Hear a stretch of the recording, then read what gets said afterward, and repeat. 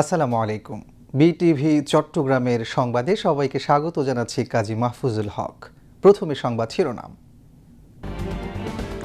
শৃঙ্খলা, নিষ্ঠা, পেশাদারিত্ব এবং দেশপ্রেমের মাধ্যমে আনসার ও গ্রাম প্রতিরক্ষা বাহিনী একটি প্রযুক্তি নির্ভর বাহিনী হিসেবে আত্মপ্রকাশ করবে বললেন প্রধানমন্ত্রী তারেক রহমান।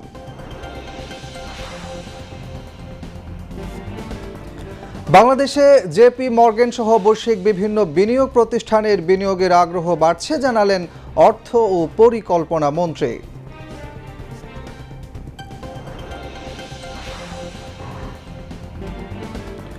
অপরাধী দমনের ক্ষেত্রে রাজনৈতিক ও সামাজিক অবস্থান বিবেচনা করা হবে না বললেন নবনিযুক্ত ডিএমপি কমিশনার।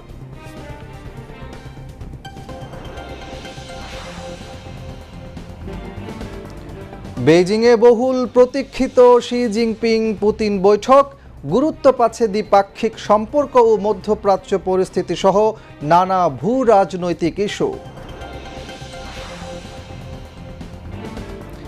এবং সিলেট টেস্টে পাকিস্তানকে ৭৮ রানে হারিয়ে ২-০ ব্যবধানে সিরিজ জিতল বাংলাদেশ। প্রধানমন্ত্রী তারেক রহমানের অভিনন্দন।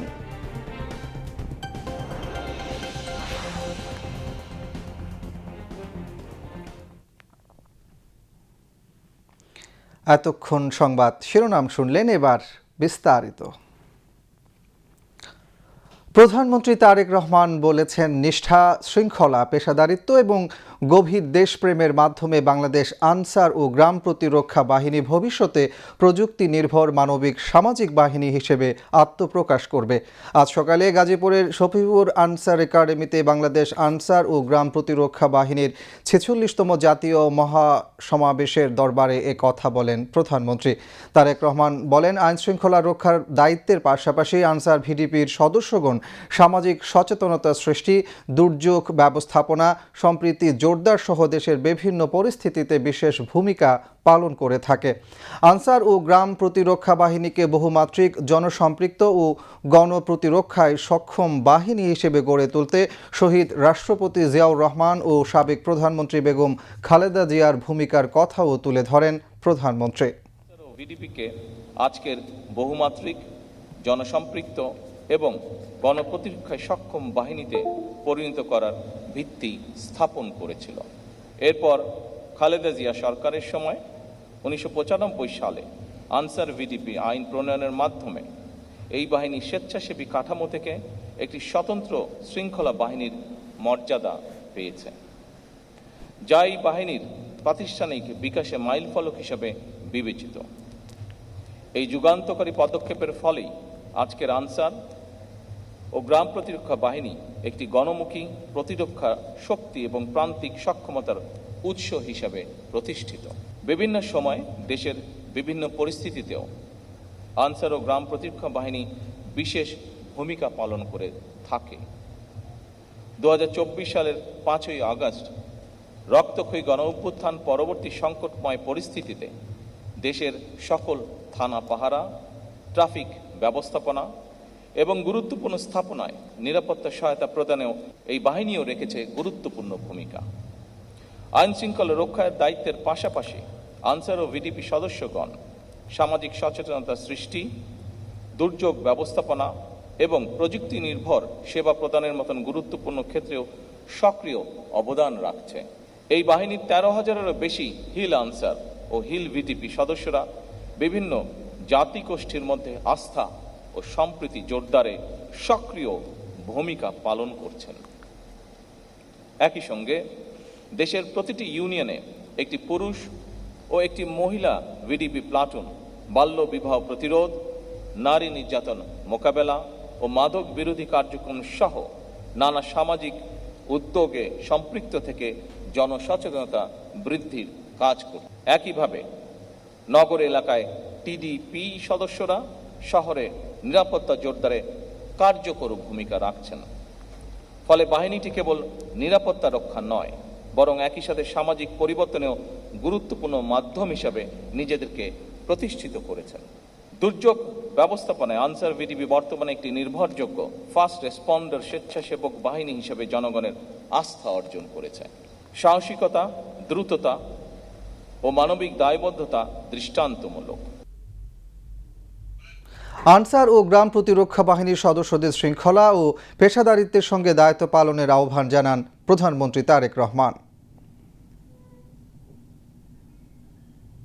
যে কোনো দেশেই যে কোনো সুশৃঙ্খল বাহিনীর জন্য অনিবার্য এবং অবশ্যই পালনীয় নীতি রয়েছে, চেইন অফ কমান্ড এবং ডিসিপ্লিন মেনে চলা। এই দুটি বিষয়ে সামান্যতম অবহেলা পরিলক্ষিত হলেও কোনো একটি বাহিনী সুশৃঙ্খল বাহিনী হয়ে উঠতে পারে না। আপনাদের এই বিষয়টি গভীরভাবে মনে রাখতে হবে। কোনো বাহিনীর মধ্যে ডিসিপ্লিনের অভাব পরিলক্ষিত হলে তাদের সম্পর্কে জনমনে আস্থার সংকট সৃষ্টি হয়। এ বিষয়ে অবশ্যই আমাদের খেয়াল রাখা অত্যন্ত জরুরি।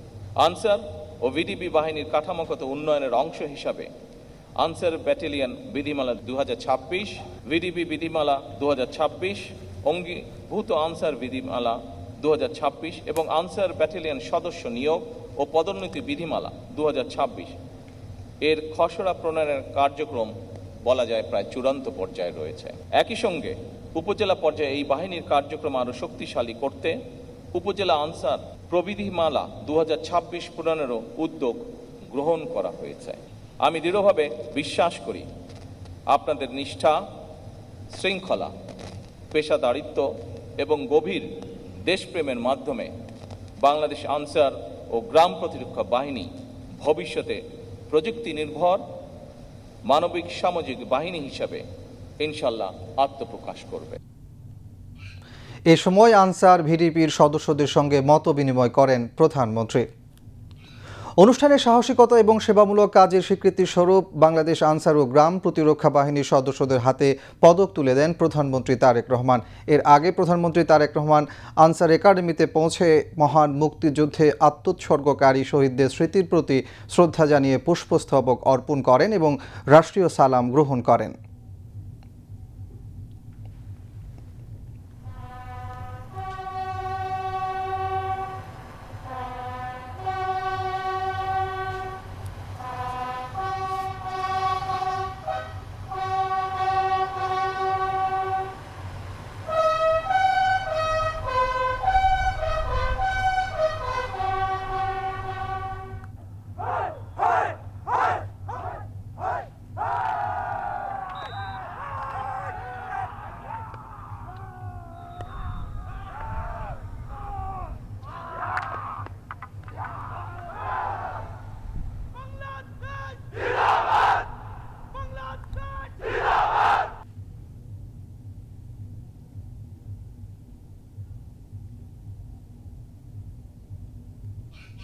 পরে প্রধানমন্ত্রী তারেক রহমান বুরথান মহড়া পরিদর্শন করেন। এ সময় স্বরাষ্ট্রমন্ত্রী সালাউদ্দিন আহমদ, স্বরাষ্ট্র মন্ত্রণালয়ের সিনিয়র সচিব মঞ্জুর মোর্শেদ চৌধুরী এবং আনসার ও গ্রাম প্রতিরক্ষা বাহিনীর মহাপরিচালক মেজর জেনারেল আব্দুল মোতালেব সাজ্জাদ মাহমুদ উপস্থিত ছিলেন।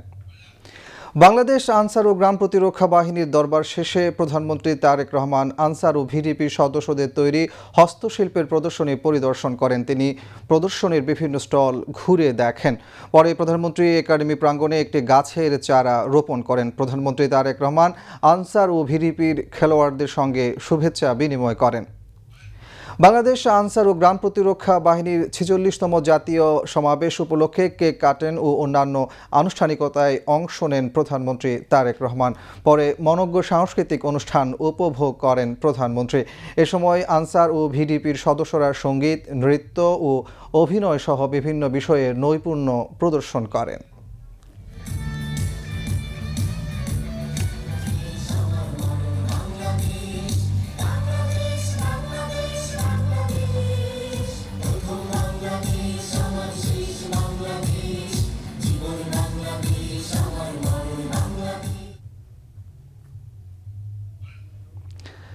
দেশের কর্পোরেট ও আর্থিক খাতে সর্বোচ্চ স্বচ্ছতা ও জবাবদিহিতা নিশ্চিত করণীয় নির্ধারণে রাজধানীতে অনুষ্ঠিত হলো ফাইন্যান্সিয়াল অ্যাকাউন্টিং অ্যান্ড রিপোর্টিং সম্মেলন। দিনব্যাপী সম্মেলনে প্রধান অতিথির বক্তব্যে অর্থ ও পরিকল্পনা মন্ত্রী আমির খসরু মাহমুদ চৌধুরী বলেন, একটি স্বচ্ছ ও জবাবদিহিমূলক অর্থনৈতিক ব্যবস্থা গড়ে তুলতে চায় বর্তমান সরকার। সরকারের নীতি নির্ধারক, নিয়ন্ত্রণ সংস্থার প্রধান, শিল্প খাতের শীর্ষস্থানীয় ব্যক্তিবর্গ এবং হিসাব বিজ্ঞান পেশাজীবীরা এতে অংশ নেন। কুমার বিশ্বজিৎ রায়ের প্রতিবেদন। ব্যাংকিং খাত থেকে পুঁজিবাজার, আর্থিক ব্যবস্থার প্রায় সবখানেই দীর্ঘদিন ধরে জমেছে অনিয়ম আর দুর্বলতার অভিযোগ। এমন বাস্তবতায় রাজধানীতে আয়োজিত ফার সামিট 2026-এ অর্থনৈতিক সংস্কার ও আর্থিক স্বচ্ছতার উপর জোর দিলেন নীতি নির্ধারক ও ব্যবসায়ীরা। স্বচ্ছ আর্থিক প্রতিবেদন ছাড়া টেকসই আর্থিক খাত ও সহজতা ব্যাংকের ঋণ নিশ্চিত করা সম্ভব নয়। আমরা চাই পলিসি মেকাররা এমন পলিসি করবেন যেটা বাস্তবায়নযোগ্য। সামিটে প্রধান অতিথির বক্তব্যে অর্থ ও পরিকল্পনা মন্ত্রী বলেন, দুর্বল অডিট ও আর্থিক ব্যবস্থাপনার কারণে ব্যাংকিং ও পুঁজিবাজারে সংকট তৈরি হয়েছে। তাই সরকার স্বচ্ছ ও জবাবদিহিমূলক অর্থনৈতিক ব্যবস্থা গড়ে তুলতে চায়। There is serious capital deficit in private sector. অনেকে বলছে না, অনেক successful company is going through serious capital deficit. ব্যাংকগুলো সিরিয়াস ক্যাপিটাল ডেফিসিটে ভুগতেছে। অর্থমন্ত্রী জানান, খেলাপি ঋণ ও অর্থ পাচারের কারণে মূলধন ঘাটতি তৈরি হলেও জেপি মর্গান সহ বৈশ্বিক বিনিয়োগ প্রতিষ্ঠানগুলো এখন বাংলাদেশে বিনিয়োগে আগ্রহ দেখাচ্ছে। অর্থ ও পরিকল্পনা মন্ত্রী বলেন, খেলাপি ঋণ ও অর্থ পাচারের কারণে মূলধন ঘাটতি তৈরি হলেও জেপি মর্গান সহ বৈশ্বিক বিনিয়োগ প্রতিষ্ঠানগুলো এখন বাংলাদেশে বিনিয়োগে আগ্রহ দেখাচ্ছে। ফান্ড ম্যানেজাররা বিগ ওয়েতে আসতেছে বাংলাদেশে। JP Morgan is coming, other big investment companies are willing to come. But are you ready? আমরা কি সুপরিবেশ সৃষ্টি করতে পারতেছি? প্রধানমন্ত্রীর অর্থ ও পরিকল্পনা উপদেষ্টা ডক্টর রাশেদ আল মাহমুদ তিতুমির বলেন, বর্তমান সরকার অডিট ব্যবস্থা পুনর্গঠনের উদ্যোগ নিয়েছে। সুশাসনের সংস্কৃতি ও আস্থাভিত্তিক অর্থনৈতিক পরিবেশ গড়ে তুলতে সরকার বদ্ধপরিকর বলেও জানান তিনি। আস্থার বাজার গড়ার অঙ্গীকার হচ্ছে বর্তমান সরকারের। বাংলাদেশ দেশের যে ভঙ্গুর অর্থনীতি, সেই অর্থনীতি থেকে আমরা সমৃদ্ধির পথে যেতে চাই। দিনব্যাপী এই সম্মেলনে অংশ নেন সরকারের নীতি নির্ধারক, নিয়ন্ত্রক সংস্থা, শিল্প খাত ও হিসাব বিজ্ঞান পেশাজীবীরা। কুমার বিশ্বজিৎ রায়, বিটিভি নিউজ, ঢাকা। মাদকমুক্ত সমাজ গড়তে প্রশাসনের উদ্যোগের পাশাপাশি মাদকের বিরুদ্ধে সামাজিক আন্দোলন গড়ে তোলার আহ্বান জানিয়েছেন পানি সম্পদ মন্ত্রী শহীদউদ্দিন চৌধুরী অ্যানি। আজ রাজধানীর ধানমন্ডির আহসানিয়া মিশনে জনস্বাস্থ্য সুরক্ষায় তামাক ব্যবহারজনিত অসংক্রামক রোগ নিয়ন্ত্রণে কার্যকরভাবে তামাক পণ্যের কর ও মূল্য বৃদ্ধির প্রয়োজনীয়তার শীর্ষক সেমিনারে তিনি এ আহ্বান জানান। সেমিনারে মূল প্রবন্ধ উপস্থাপন করেন ঢাকা বিশ্ববিদ্যালয়ের স্বাস্থ্য অর্থনীতি ইনস্টিটিউট এর পরিচালক অধ্যাপক ডক্টর শফিউন্নাহিন শিমুল। অনুষ্ঠানে সভাপতিত্ব করেন ঢাকা আহসানিয়া মিশনের সভাপতি প্রফেসর ডক্টর গোলাম রহমান। বক্তারা বলেন, দক্ষিণ এশিয়ার মধ্যে বাংলাদেশে তামাক ব্যবহারের হার সবচেয়ে বেশি। আসন্ন বাজেটে তামাকজাত দ্রব্যে কর ও মূল্য বৃদ্ধির মাধ্যমে অর্জিত রাজস্ব আয় দেশের স্বাস্থ্য খাত শক্তিশালীকরণে গুরুত্বপূর্ণ অবদান রাখবে আশাবাদ ব্যক্ত করেন বক্তারা। সমাজ কল্যাণমন্ত্রী ডাক্তার এজেড.এম জাহিদ হোসেন বলেছেন, সমাজের সুস্থ স্বাভাবিক মানুষ যেভাবে বেড়ে ওঠে ঠিক সেভাবেই প্রতিবন্ধীরাও বেড়ে উঠবে। এজন্য সরকার নানা ধরনের উদ্যোগ নিয়েছে। তিনি আজ সকালে সাভারে নির্মাণাধীন বিশেষ চাহিদা সম্পন্ন ব্যক্তিদের জন্য ক্রীড়া কমপ্লেক্স নির্মাণ কাজের পরিদর্শনকালে এ কথা বলেন। মন্ত্রী আরও বলেন, প্রতিবন্ধী জনগোষ্ঠীর ক্ষমতায়ন এবং ক্রীড়াক্ষেত্রে তাঁদের পারদর্শিতা বৃদ্ধি করার লক্ষ্যে সরকার এটি নির্মাণ করছে। এই কমপ্লেক্সের নির্মাণ কাজ আগামী 2 বছরের মধ্যে শেষ করা হবে। পরিদর্শনকালে সমাজ কল্যাণ সচিব ডক্টর মোহাম্মদ আবু ইউসুফ, জাতীয় প্রতিবন্ধী উন্নয়ন ফাউন্ডেশনের ব্যবস্থাপনা পরিচালক মোহাম্মদ তরিকুল আলম সহ বিভিন্ন সংস্থার প্রতিনিধিবৃন্দ উপস্থিত ছিলেন। মন্ত্রী পরে প্রকল্পের কাজের অগ্রগতি পরিদর্শন করেন। চট্টগ্রামে উবারের উদ্বোধন উপলক্ষে এক অনুষ্ঠান আজ দুপুরে নগরীর একটি হোটেলে অনুষ্ঠিত হয়। প্রধান অতিথি ছিলেন ভূমি ও পার্বত্য চট্টগ্রাম বিষয়ক প্রতিমন্ত্রী ব্যারিস্টার মীর মোহাম্মদ হেলাল উদ্দিন। অনুষ্ঠানে প্রতিমন্ত্রী বলেন, উবার চট্টগ্রামের যোগাযোগ ব্যবস্থায় দায়িত্বপূর্ণ ভূমিকা রাখবে। তাদের যাত্রী পরিবহন কার্যক্রম সন্তোষজনক। এ সুনাম ধরে রাখতে পারলে চট্টগ্রাম নগরে যাতায়াত ব্যবস্থা আরও উন্নত হবে এবং অন্য পরিবহন কোম্পানিগুলোও এতে উৎসাহিত হবে। অনুষ্ঠানে অন্যান্যের মধ্যে উবারের regional country manager Redwan Rizvi বক্তব্য রাখেন। অনুষ্ঠানে উবার চালকদের মাঝে সনদ ও পুরস্কার বিতরণ করা হয়।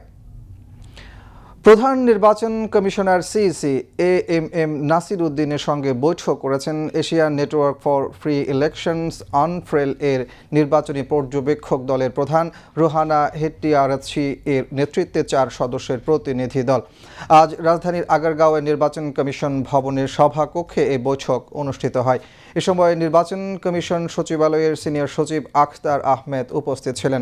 বৈঠকে আনফ্রেল এর পক্ষ থেকে ত্রয়োদশ জাতীয় সংসদ নির্বাচন 2026 এবং গণভোটের নির্বাচন পর্যবেক্ষণের চূড়ান্ত প্রতিবেদন প্রধান নির্বাচন কমিশনার এএমএম নাসির উদ্দিনের কাছে পেশ করা হয়। উল্লেখ্য, আনফ্রেল দক্ষিণ পূর্ব এশিয়া ও দক্ষিণ এশিয়ার বিভিন্ন দেশের নির্বাচন পর্যবেক্ষণ ও গণতান্ত্রিক প্রক্রিয়া শক্তিশালীকরণে দীর্ঘদিন ধরে কাজ করে আসছে।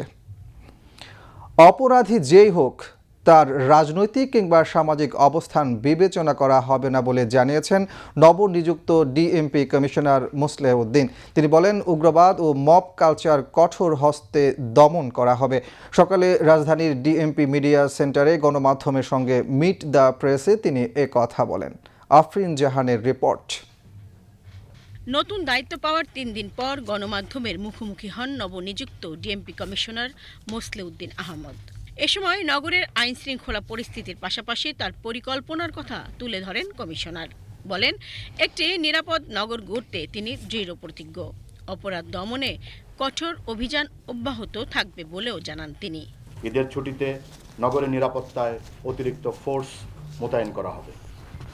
কোরবানির ঈদকে সামনে রেখে নগদ টাকার লেনদেন কমিয়ে ব্যাংকে লেনদেন করার জন্য সকলকে পরামর্শ প্রদান করছি এবং বড় অঙ্কের আর্থিক লেনদেন করলে পুলিশের সহযোগিতা নেওয়ার জন্য সবাইকে আহ্বান জানাই। ডিএমপি কমিশনার বলেন, শীর্ষ সন্ত্রাসীদের বিরুদ্ধে সাঁড়াশি অভিযান চলমান রয়েছে।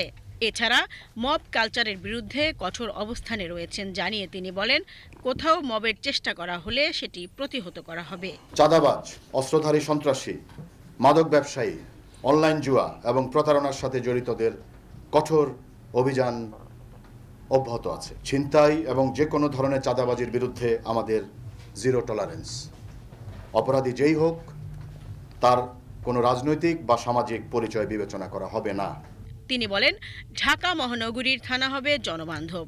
আর কোনো পুলিশ যদি দায়িত্ব পালনে অবহেলা করে তাহলে তার বিরুদ্ধে তাৎক্ষণিক ব্যবস্থা নেওয়া হবে। পাশাপাশি কোনো থানায় দালালের অস্তিত্ব থাকবে না। সেবা ও জনবান্ধব পুলিশিং বর্তমান সরকারের লক্ষ্য বলে জানান নবনিযুক্ত ডিএমপি কমিশনার। আফরিন জাহান, বিটিভি নিউজ, ঢাকা।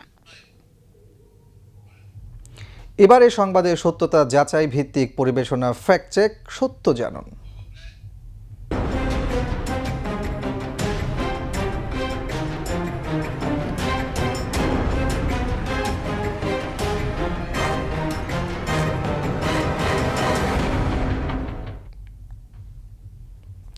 সম্প্রতি সামাজিক যোগাযোগ মাধ্যমে একটি ভিডিও ছড়িয়ে পড়েছে। ক্যাপশনে দাবি করা হচ্ছে, নিষিদ্ধ ঘোষিত এক ছাত্রলীগের নেত্রীকে নির্যাতন করছে ছাত্রদল নেতারা। কিন্তু আসল উদ্দেশ্য একটাই, সমাজে বিভ্রান্তি ছড়ানো। সীমা শারমিনের প্রতিবেদন।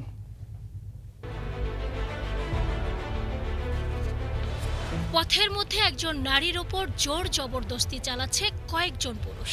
টেনে হিচড়ে ধরে নিয়ে যাচ্ছে মহিলাটিকে। ঠিক এমনই একটি ভিডিও সম্প্রতি ঘুরপাক খাচ্ছে সামাজিক যোগাযোগ মাধ্যমে। যে ভিডিওটি ছড়িয়ে দাবি করা হচ্ছে, নিষিদ্ধ ঘোষিত সংগঠন ছাত্রলীগের এক নেত্রীকে মব করে ছাত্রদল নেতারা ধরে নিয়ে যাচ্ছে, নির্যাতন করছে শারীরিকভাবে। আর এই বিভ্রান্তি সৃষ্টির অপচেষ্টাকে শনাক্ত করে ফ্যাক্ট ওয়াচ। সামাজিক যোগাযোগ মাধ্যমে ভাইরাল হওয়া এই ভিডিওটি মূলত বানোয়াট। ফ্যাক্ট ওয়াচের অনুসন্ধানে বেরিয়ে আসে চাঞ্চল্যকর সত্য। ভিডিওটি কোনোভাবেই বাংলাদেশের নয়। মূলত এটি ভারতের বিহার রাজ্যের নারী নির্যাতনের একটি ঘটনা, যে ঘটনাকে কেন্দ্র করে 9 জনকে গ্রেফতার করে বিহার পুলিশ। চলতি বছরের 31 মার্চে প্রকাশিত একটি ঝাপসা ভিডিওতে দেখা যায়, বিহারের নালন্দায় একদল ব্যক্তি দোকান থেকে ফেরার পথে এক নারীকে ধরে নিয়ে যায়, তাকে রাস্তায় ঘোরায়, শারীরিক নির্যাতন করে এবং ধর্ষণেরও অপচেষ্টা চালায়। ফ্যাক্ট ওয়াচ অনুসন্ধান টিম সবকিছু পর্যালোচনা করে এই বানোয়াট ক্যাপশনের কারণে ভাইরাল হওয়া পোস্টকে মিথ্যা সাব্যস্ত করে। গুজব মানুষকে বিভ্রান্ত করে, সমাজকে অস্থির করে, গণতন্ত্রের ভিত্তিকে দুর্বল করে দেয়। তথ্য প্রযুক্তির এই যুগে গুজবের বিরুদ্ধে লড়াই কেবল রাষ্ট্র কিংবা গণমাধ্যমের দায়িত্ব নয়, যা প্রতিটি নাগরিকের নৈতিক দায়িত্ব। সীমা শারমিন, বিটিভি নিউজ।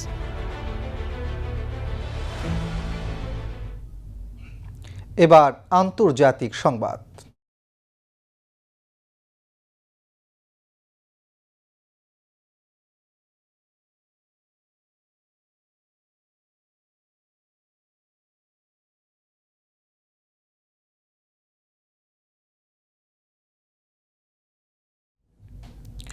চীনের রাজধানী বেইজিংয়ে শুরু হয়েছে দেশটির প্রেসিডেন্ট শি জিনপিং ও রাশিয়ার প্রেসিডেন্ট ভ্লাদিমির পুতিনের মধ্যকার দ্বিপাক্ষিক বৈঠক। বিশ্বব্যাপী ভূ রাজনৈতিক উত্তেজনার মধ্যে দুই পরাশক্তির এই কূটনৈতিক তৎপরতা নতুন করে আলোচনায় এনেছে রাশিয়া চীন সম্পর্কের গভীরতা এবং বিশ্ব রাজনীতির নতুন সমীকরণ। এর আগে বেইজিংয়ে পৌঁছালে রাশিয়ান প্রেসিডেন্টকে দেয়া হয় উষ্ণ অভ্যর্থনা। জাকিয়া জামান আনিকার প্রতিবেদন। চীনের রাজধানী বেইজিংয়ে 2 দিনের রাষ্ট্রীয় সফরে পৌঁছেছেন রুশ প্রেসিডেন্ট ভ্লাদিমির পুতিন। বিমানবন্দরে তাকে স্বাগত জানান চীনের পররাষ্ট্রমন্ত্রী ওয়াং ই।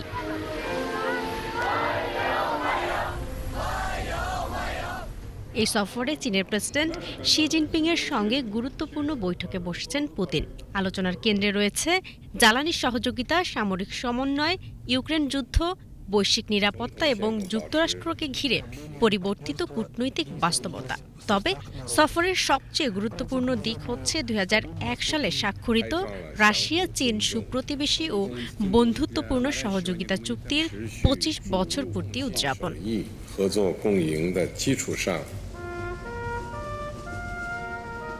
বিশ্লেষকদের মতে এই চুক্তির প্রতীকী গুরুত্ব এখন আগের যে কোনো সময়ের চেয়ে বেশি, কারণ ইউক্রেন যুদ্ধের পর পশ্চিমা নিষেধাজ্ঞায় কোণঠাসা রাশিয়া ক্রমেই চীনের উপর নির্ভরশীল হয়ে উঠেছে।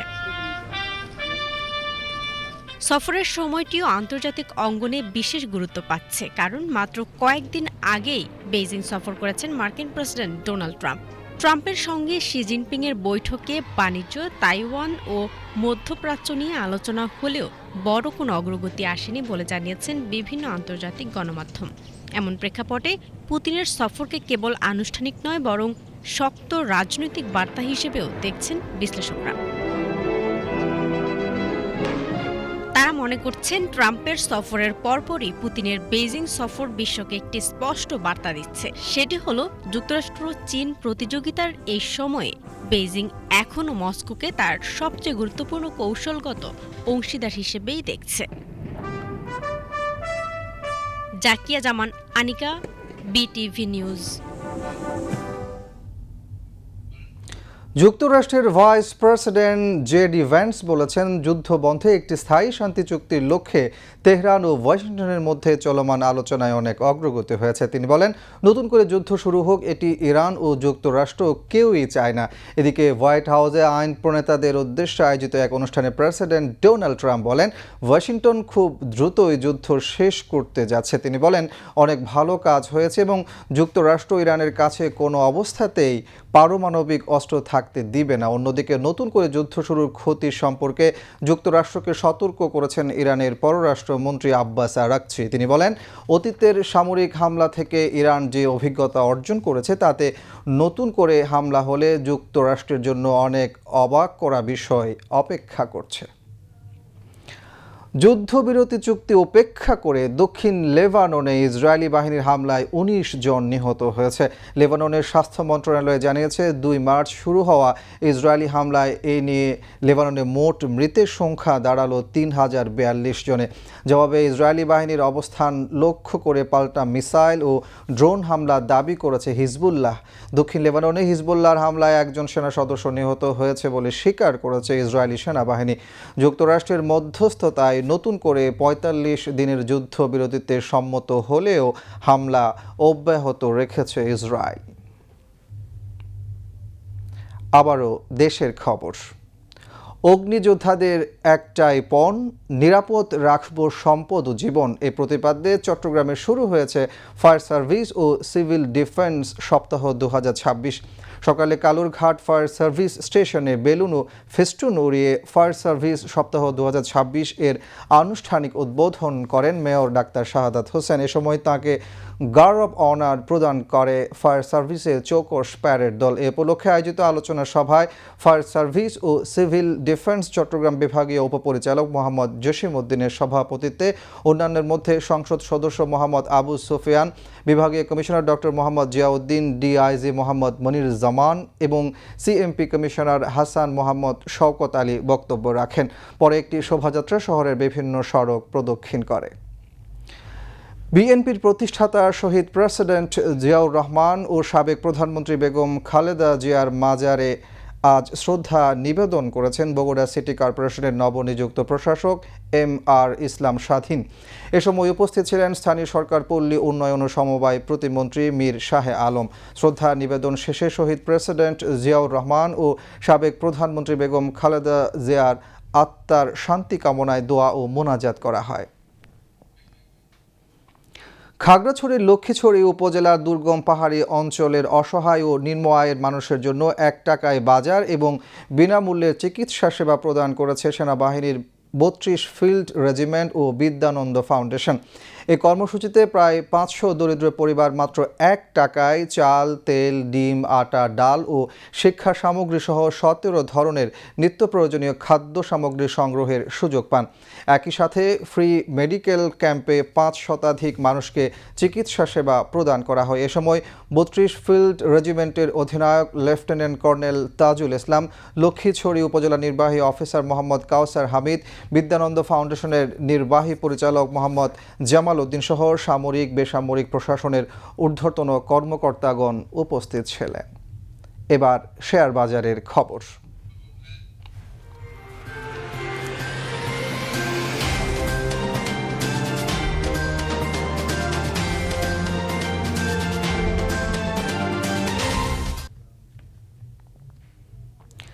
একদিনের ব্যবধানে চট্টগ্রাম স্টক এক্সচেঞ্জে আবারও শেয়ারের দরপতন হয়েছে। আজ শেয়ার লেনদেন বেশি হলেও মূল্যসূচক কমে গেছে। দিন শেষে সার্বিক সূচক দাঁড়িয়েছে 14,678.85, যা গতকালের চেয়ে শতকরা 0.16 কম। এছাড়া CSE 30 এর মূল্যসূচক দাঁড়ায় 12,858.08, যা গতকালের চেয়ে শতকরা 0.12 কম। আজ 210টি কোম্পানির 89,32,933টি শেয়ার লেনদেন হয়, যার মূল্য 46,55,04,000 টাকারও বেশি। এর মধ্যে 107টি কোম্পানির শেয়ার দাম বেড়েছে, 87টির কমেছে এবং 16টির দাম অপরিবর্তিত রয়েছে। এবার আন্তর্জাতিক মুদ্রা বাজারের খবর।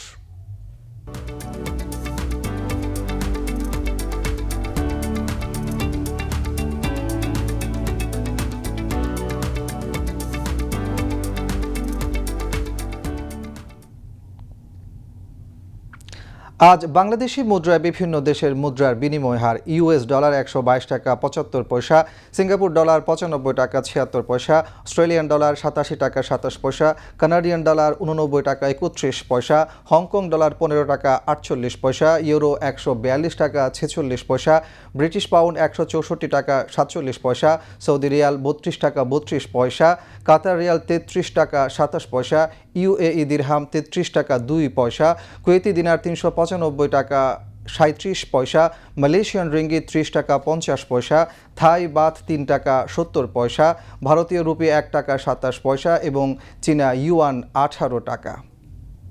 এবার খেলার খবর।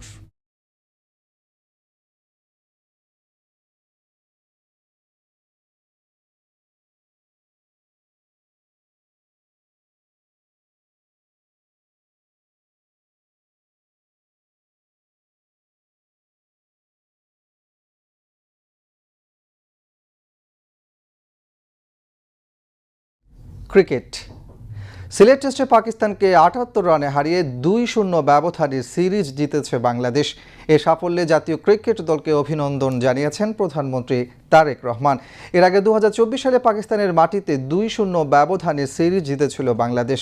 নিজেদের টেস্ট ইতিহাসে প্রথমবার কোনো প্রতিপক্ষের বিপক্ষে টানা 4 ম্যাচ জিতে অনন্য এক সাফল্য ধারায় উদ্ভাসিত হলো টাইগাররা। রায়হান মাহমুদের প্রতিবেদন।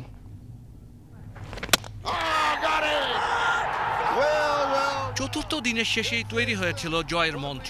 জয়ের জন্য বাংলাদেশের প্রয়োজন ছিল 3টি উইকেট। সিলেট আন্তর্জাতিক ক্রিকেট স্টেডিয়ামে পঞ্চম ও শেষ দিনের প্রথম সেশনেই সে 3টি উইকেট নিয়ে 78 রানে দ্বিতীয় টেস্ট জিতেছে বাংলাদেশ। 2 ম্যাচের টেস্ট সিরিজে পাকিস্তানকে হোয়াইট ওয়াশ করল টাইগাররা। বাঁহাতি স্পিনার তাইজুল ইসলামের 6 উইকেট ভেঙে দেয় পাকিস্তানের সকল প্রতিরোধ। পাকিস্তানের জয়ের লক্ষ্য ছিল 437 রান। 7 উইকেটে 316 রান নিয়ে পঞ্চম ও শেষ দিনের খেলা শুরু করেছিল পাকিস্তান। পাকিস্তানের সকল আশার মশাল বহন করছিলেন মোহাম্মদ রিজওয়ান। 166 বলে 10টি 4-এ 94 রান করে পেসার শরীফুল ইসলামের বলে বিদায় নেন পাকিস্তানের এই কিপার ব্যাটসম্যান। সেই সাথেই শেষ হয় পাকিস্তানের সব প্রত্যাশা। 120 রানে 6 উইকেট নিয়েছেন বাঁহাতি স্পিনার তাইজুল ইসলাম। টেস্ট ক্যারিয়ারে 18 বারের মতো 5 উইকেট নিলেন তিনি। প্রথম ইনিংসে লিটন দাসের অনবদ্য 120 ও দ্বিতীয় ইনিংসে মুশফিকুর রহিমের রেকর্ড গড়া 137 রানের ইনিংস গড়ে দেয় জয় পরাজয়ের ব্যবধান। এর আগে 2024 সালে পাকিস্তানের মাটিতে 2-0 ব্যবধানে সিরিজ জিতেছিল টাইগাররা। নিজেদের টেস্ট ইতিহাসে প্রথমবার কোনো প্রতিপক্ষের বিপক্ষে টানা 4 ম্যাচ জিতে অনন্য এক সাফল্য ধারায় উদ্ভাসিত হলো টাইগার।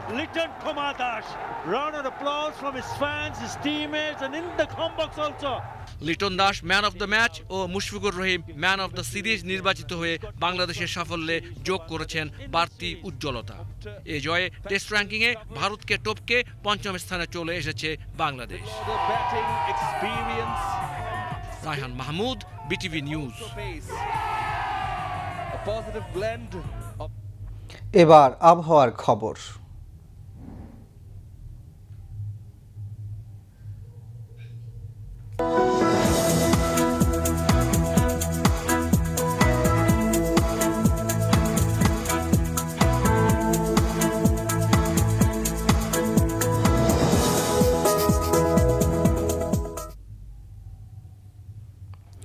পতেঙ্গা আবহাওয়া অফিস জানিয়েছে আগামীকাল সন্ধ্যা 6টা পর্যন্ত চট্টগ্রাম ও পার্শ্ববর্তী এলাকায় আকাশ আংশিক মেঘলা সহ প্রধানত শুষ্ক আবহাওয়া বিরাজ করতে পারে। সেই সাথে অস্থায়ীভাবে 2-1 জায়গায় দমকা বা ঝোড়ো হাওয়া সহ হালকা থেকে মাঝারি ধরনের বৃষ্টি অথবা বজ্রসহ বৃষ্টিপাতের সম্ভাবনা রয়েছে।